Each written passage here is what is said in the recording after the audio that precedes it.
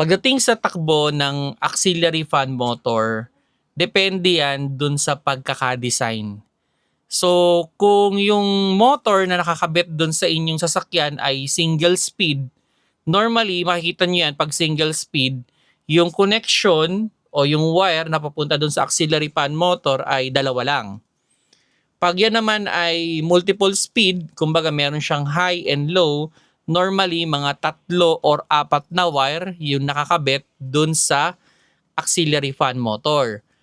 On the idea, kung galing sa cold start, okay? So cold start, nakapatay yung aircon, aabutin ng mga 10 to 20 minutes, minsan matagal pa nga, depende sa weather, bago umandar yung auxiliary fan motor. Meron kasi ang certain parameter, no, na pag na-reach niya to, gagana siya, then pag bumaba siya ng ganito, mag-o-off siya.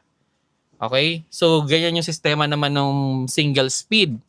Now, pag yung sasakyan naman ninyo, yung auxiliary fan motor naman niya ay yung may high and low. So, halimbawa, pagka-start mo at inon ninyo yung aircon, gagana na kagad yung low niya.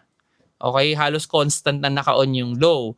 Then, sumasabay naman yung high normally dun sa pag-engage nung compressor. Okay? Or pag na-reach niya yung certain heat. Ganyan naman yung sistema. So, depende talaga sa kotse yung takbo ng auxiliary fan motor.